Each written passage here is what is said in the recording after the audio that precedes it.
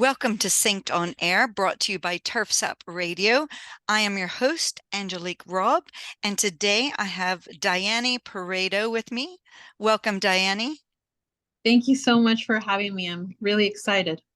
Great, great. Well, I don't know a whole lot about you and your business, so I thought we would maybe back up. I met you at Elevate, the conference that the NALP have. We just got back from that in Dallas, and you had a beautiful booth there. And I said hello to you and then never made it back around to your booth. And so was hoping that we could catch up like this and just learn a bit about each other. And why don't you start with telling us a little bit about you and why you started this business? Yes. Well, again, it was great meeting you at Elevate. What a fantastic conference. I was blown Yes. away by everything there. Really excited to have been part of it and definitely had, home field advantage. Um, from Dallas, so just in my backyard, to be able to go there for the first time was really amazing for me. So Um, I am a recruiter. So my firm is Colleague, a landscape consulting and recruiting firm. So we focus on all things landscape. And, I started recruiting when I graduated from A&M. So I wanted to initially go to medical school. And, Oh, when I wow, started, that's different. very different from recruiting. We came here to the States when I was in third grade. And when I was studying at A&M, they told me that you had to be a US citizen in order to go to medical school. So that was definitely out of the question. I was a DACA student at the time. I'm now a um, resident of the United States and, looking to get my citizenship here pretty soon. But I, figured that since medical school wasn't an option for me, I kind of started looking at other, you know, different career paths. And at the time, I was doing an internship with a hospital and we were doing a career fair. So during my lunch, I was kind of walking around to see, other booths, and I came across a lady by the name of Melissa. She started talking to me, and like any good recruiter, convinced me to go interview for a summer internship that they had. And I told her, like, I don't think I would be a good fit. Like, I'm not a, I don't know anything about recruiting. And, I ended up going and absolutely fell in love with it. Huh. It was fast paced. It was just, every day it was like something different. You were working on, they worked on blue collar jobs and white collar, and it was just kind of like a mix of industrial and corporate positions. So it was a lot of fun, and I learned a lot there. They got me, once I graduated from A&M, they helped me get a job in Dallas, and that's kind of where it all started. So moving forward, I ended up, recruiting in the healthcare industry. So kind of like my love for healthcare and recruiting combined. Yeah. I recruited for CVS, McKesson, and AmerisourceBergen, so Fortune 500 companies and many hospitals. So that was a lot of fun, and that's kind of where it all started.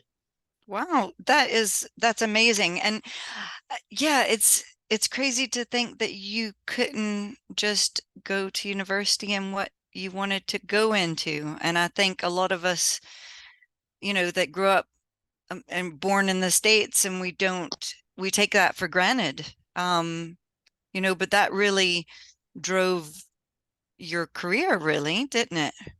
Yeah, I guess like most people, you end up thinking that you're going to do something when you're younger. And different opportunities open up. I'm very thankful for everything that I have done and every opportunity that has been given to me because it has landed me here.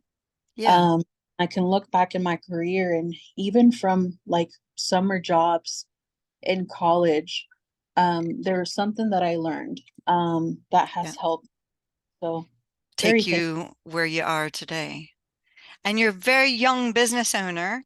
So Yeah, only 31 and you have your own business. I know in the green industry, we do have a lot of young business owners, but we don't always see like a staffing, agency. Is that what you'd call yourself, a staffing agency, or is there a that's, better word? that's what I like to call it, a staffing firm. But yes. Okay, okay. Good, good. And so now are you both doing the landscape industry and the healthcare industry too? Or are you focused just on the landscape industry? Tell us a bit more about that. Absolutely. So right now I'm focusing more on the landscape industry. I think there's so much opportunity here. I definitely have, goals as to what I want to do with the business and how I want to grow it. And I think down the line, I will be open to doing healthcare. But you start off small, and I want to be able to do it right and do right by the industry that I fell in love with and provide top talent and really help the industry grow. So And how that's what, did you end up in the landscape, focusing on the landscape industry? Because, you know, you talked about out of university doing healthcare recruiting. So how'd you transition to landscaping? man, that's a story on its own. Oh, okay. Well, let's hear it. My last employer in the healthcare industry, um, my mom was diagnosed with gastric cancer, and Oh no. that was really tough on my family and I. She had been, suffering with these symptoms for quite some time, and we kept taking her to her primary care physician, and they told her that it was like psychological because her sister had just passed away from cancer. And they're like, what are the odds of her having cancer as well? So they never really did any like Oh diagnostic. no. Um, so, you know, like m- a year down the line, we finally got like, you know, fed up and paid out of pocket for them to do a endoscopy. We ended up finding out that she had cancer. Went back to the PCP. They did another test, and sure enough, they told us, okay, you're right. Your mom has really like severe um cancer, and it's stage 4.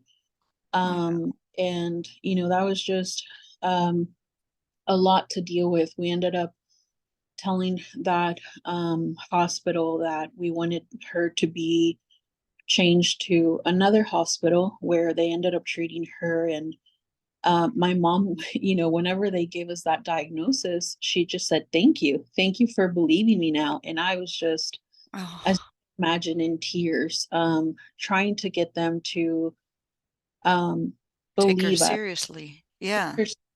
And so that was really hard. So we, went through her, um, they the new hospital ended up doing like another test, and they said we want to do our own, test to get her admitted and treated. And they told us, well, she has 3 months to live. Um, ended up, Oh, yeah, leaving for another 2 years, which was great that, we were able to have that time with her. But within that time, my husband was diagnosed with epilepsy. So oh dealing goodness. with my mom and my husband and getting him like, the proper medical care. My mom ended up passing away.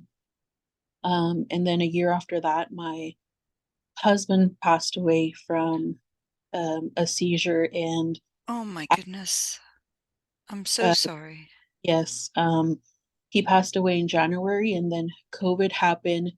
We were in lockdown, and right around, March, I had just about, you know, I was at um, just in a really, really bad shape. So I, Understandably. yeah, I kind of went through the motions and went to live with my parents. I had my own place, and by September, October, my grandma said, "Hey, I have to go to Mexico to go see my doctors and get my medications." I ended up going with her, and October, November, and December I spent in Acapulco, which we have a family home there. And in December I said, it's time for a change. So that's when I said, I want something completely different. I want to be able to recruit um, and see the people that I recruit with, work with them.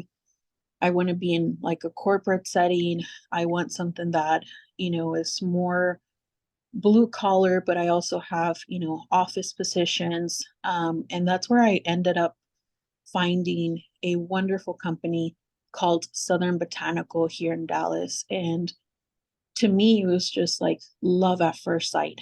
I love the company so much. They had a wonderful culture, being able to recruit frontline and, mid management and executive positions. And it was fast paced. And to me, it gave me essentially like my happiness back.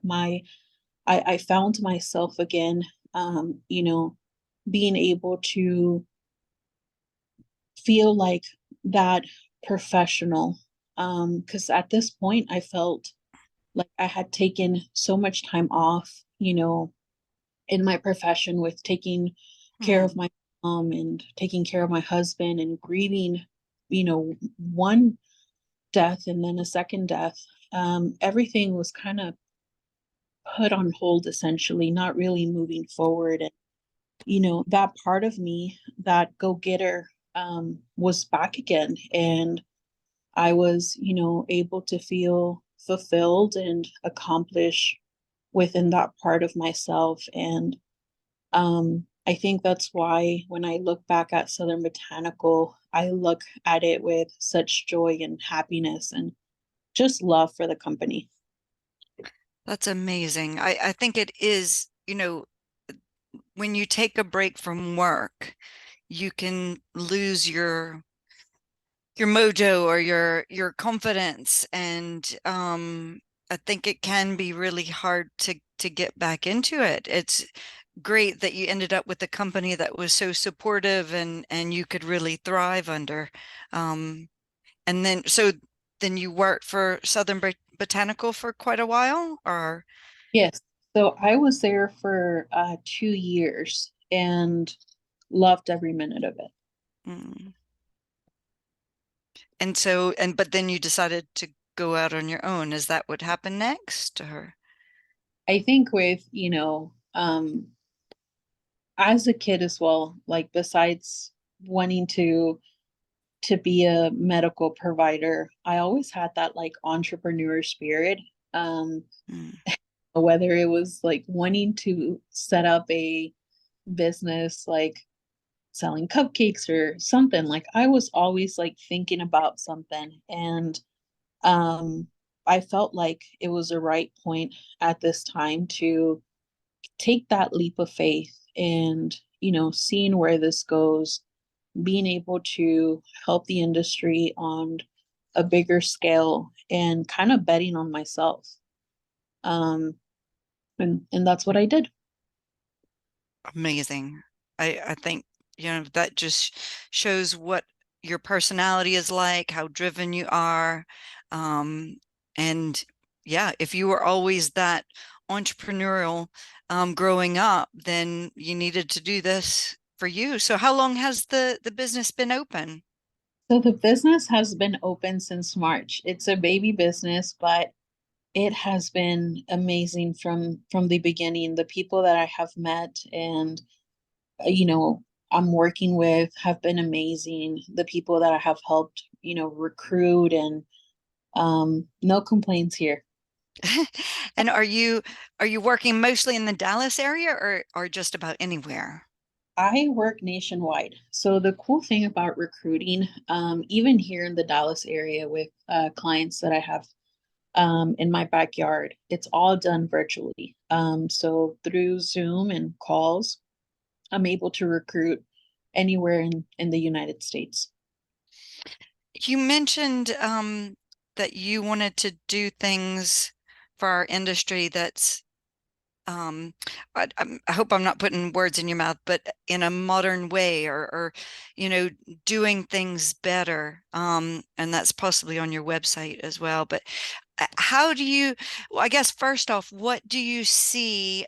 We know that our industry needs more workforce. But um, what do you're probably in a unique position because you've only been in the industry for a short time, um, but have been in recruiting for a lot longer. What do you see that our industry needs that isn't being fulfilled from a staffing point of view? Well, I think the biggest issue is, with the industry growing as fast as it is, I have seen that companies just don't know how to properly recruit.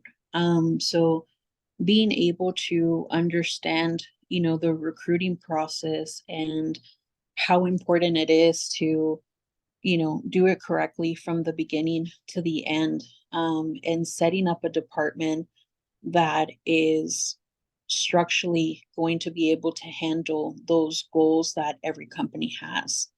You have, from coming from a high volume recruiting background, working for Fortune 500 companies where, on any given day you have, 100 needs and having to staff those quickly with top recruits. A lot of our industry, they're like, where do we get people? And their departments are just not even set up properly the way they need to, understanding what each stage is, um, why it's there and why it's important. For me, one of the most important stages in the recruiting process is that initial phone call, because that's when you engage a candidate. And if you don't get it right, that's the only chance you have. They're down to the next company that is able to do it right. So, how do we do that? How do we market the company? What are we providing for the candidates? And what does that process look like to not only engage top talent, but be able to retain it and grow the industry? So, now you're getting into being able to grow the industry with, other sectors that have really good talent. And how do you get them to look at landscaping as an industry that is sustainable and is, you know, recession proof? Yeah. Well, and you make a good point about the first conversation. Uh, y- because I guess I was thinking, do we have more of an onboarding issue, retaining people?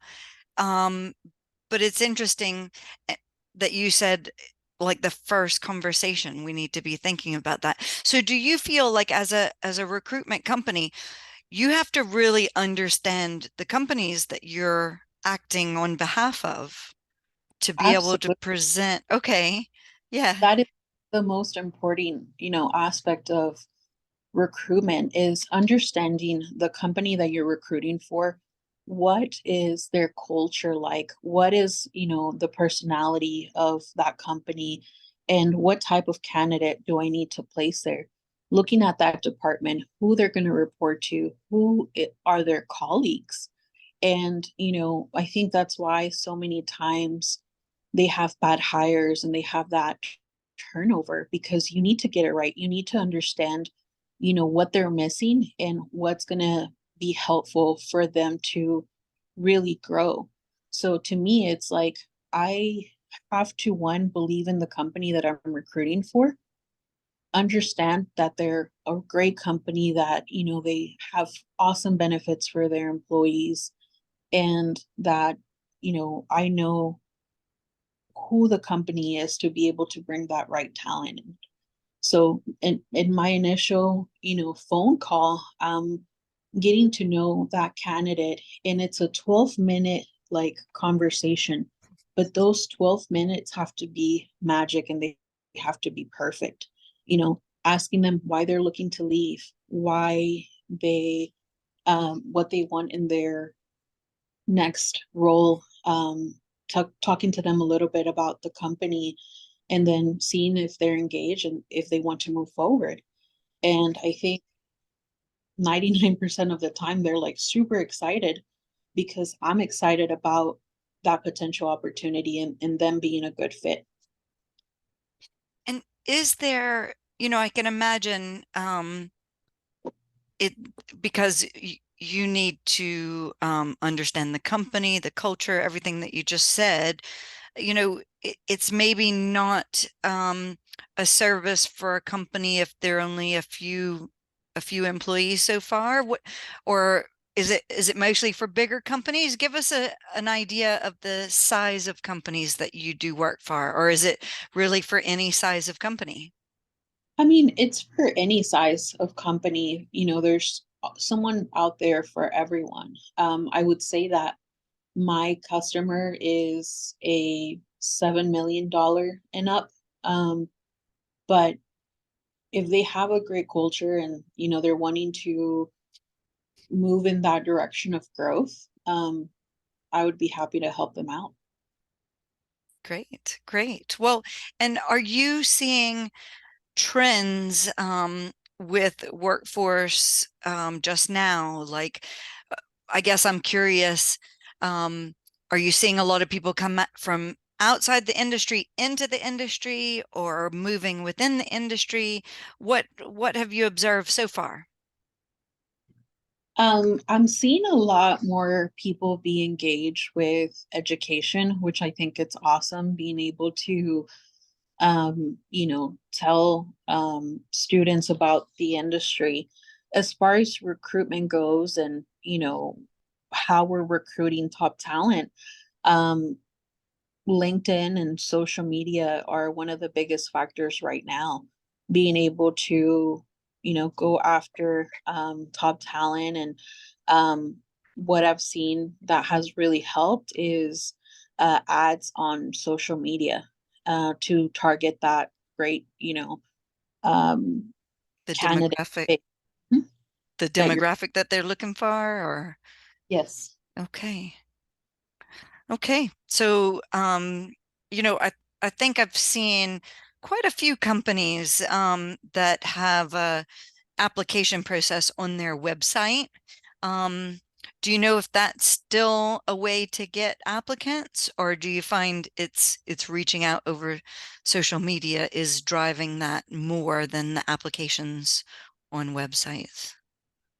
Well, there's in recruiting, there's two different types of recruiting. So you call farming is one type of recruitment process, and that's where people apply to your jobs on Indeed or LinkedIn, or whatever job boards you're using.